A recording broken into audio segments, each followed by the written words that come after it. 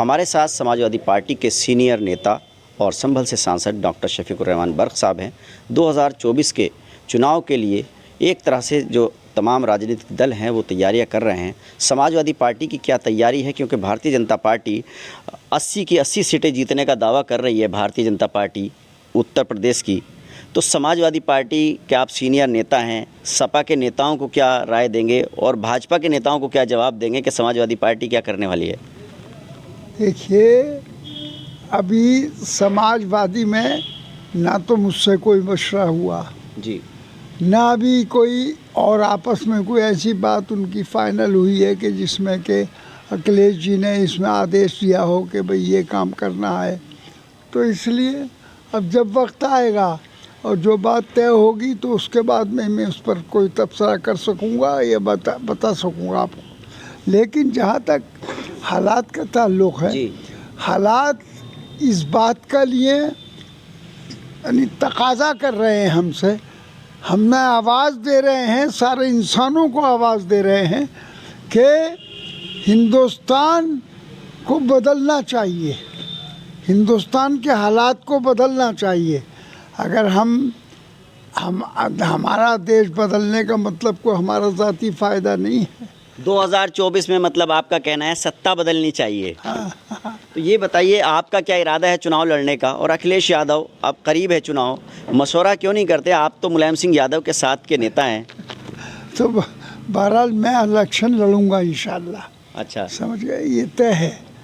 अब ये तो अभी है चुका है महीना उसका चल रहा है जनवरी का, और ठंड बहुत है।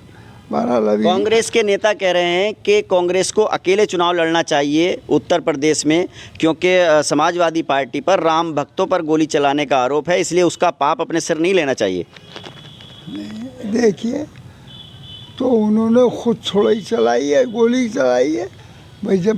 जब वो उन्होंने बाबरी मस्जिद को उजाड़ने की, ख़त्म करने की कोशिश की, तो बताइए, जब किसी कोई आपकी जान पर हमला करे तो फिर क्या करेगा? वो भी जवाब देता है उसका। जो कुछ भी जवाब दिया गया वो तो उस बात का जवाब था कि उन्होंने हालात को बिगाड़ने की कोशिश की और हमारी मस्जिद ध्वस्त कर दी, ख़त्म कर दी, बिल्कुल जला। समाजवादी पार्टी को क्या राय देंगे? अकेले चुनाव लड़ना चाहिए उत्तर प्रदेश में या मिल के गठबंधन में? ये अभी मेरी इस सिलसिले में पूरी बात नहीं हुई है जी। अब मेरी बात होने के बाद में जवाब दूंगा मैं इसका। अच्छा, ये बताइए सर के जो आरएसएस के नेता हैं इंद्रेश कुमार जी, उन्होंने कहा कि मुसलमानों को भी इस कार्यक्रम वाले दिन 22 जनवरी को जो है अपने घरों पे दीप जलाना चाहिए और हिंदू मुस्लिम एकता का जो है वो सबूत देना चाहिए। जो रामलला का प्राण प्रतिष्ठा हो रहा है, वो जो हो रहा है, देखिए, ये तो हमारी बाबरी मस्जिद लूट ली, बिल्कुल ख़त्म कर दी, मिस्मार कर दी, और यहाँ तक भी रहम ना किया, और मतलब ये उन्होंने इंसानियत की बात न की। यहाँ तक कि यानी बाबरी मस्जिद की जगह उन्होंने राम मंदिर बना दिया। तो ये कहाँ इंसानियत का, कानून का तकाजा है, कानून के ख़िलाफ़ बिल्कुल बिल्कुल ये अनड्यू फैसला है। यानी हिंदुस्तान में जमहूरियत है जी, तो जमहूरियत का मतलब ये बिल्कुल नहीं है कि जो हिंदुस्तान के अंदर बाबरी मस्जिद शहीद करके और बहरहाल उसकी जगह। एक आखिरी सवाल पूछना चाहूँगा, जो सीए का कानून आ रहा है उस पर आपकी क्या राय है? क्योंकि सरकार तो कह रही है कि ये भारत के नागरिकों की नागरिकता से नहीं है, बल्कि बाहर से जो आएंगे लोग उनसे संबंधित है, किसी की नागरिकता लेने के लिए नहीं बल्कि देने के लिए है। ये तो जब अभी सामने आए, अभी उनका नक्शा भी सामने नहीं आया, तो हम क्या जवाब दें अभी उसका? लेकिन हम चाहते हैं भाई, हम अपने देश को बहरहाल ऊंचा देखना चाहते हैं, आगे बढ़ता देखना चाहते हैं, तरक्की चाहते हैं अपने देश की। हमारे देश पर कोई आँच आएगी तो मुसलमान का बच्चा कुर्बानी देगा, और दी है। जब अंग्रेज़ों की यहाँ हुकूमत थी तो जलियांवाला बाग में सीने पे गोलियाँ हमने खाई, और मतलब ये जो भी मामलात सामने आए तो बहरहाल हमने मुसलमानों ने जेलें भर दी, और सारी जो कुछ भी कुर्बानी दी है मुसलमानों की थी कुर्बानी।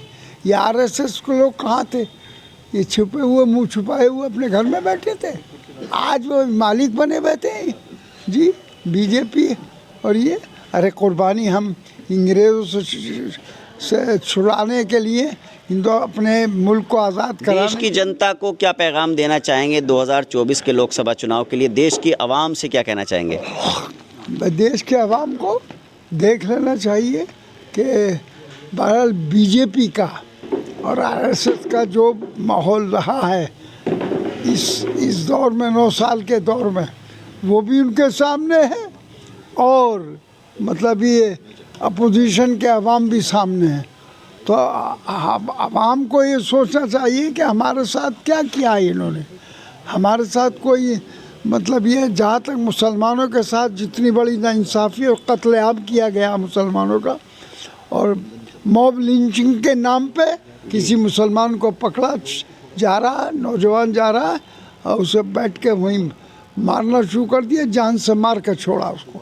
ये है किरदार बीजेपी हमसे का। बात करने के लिए आपका बहुत बहुत शुक्रिया। ये हैं समाजवादी पार्टी के सीनियर नेता। इनका कहना है कि 2024 में सत्ता का परिवर्तन होना चाहिए और जनता को ये देखना होगा कि भाजपा के क्या काम है और जो विपक्षी दल हैं उनके क्या काम है, और जनता सोच समझ के अपने वोट का इस्तेमाल करे।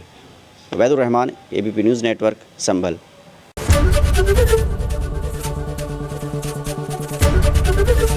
ABP गंगा, खबर आपकी, जुबान आपकी।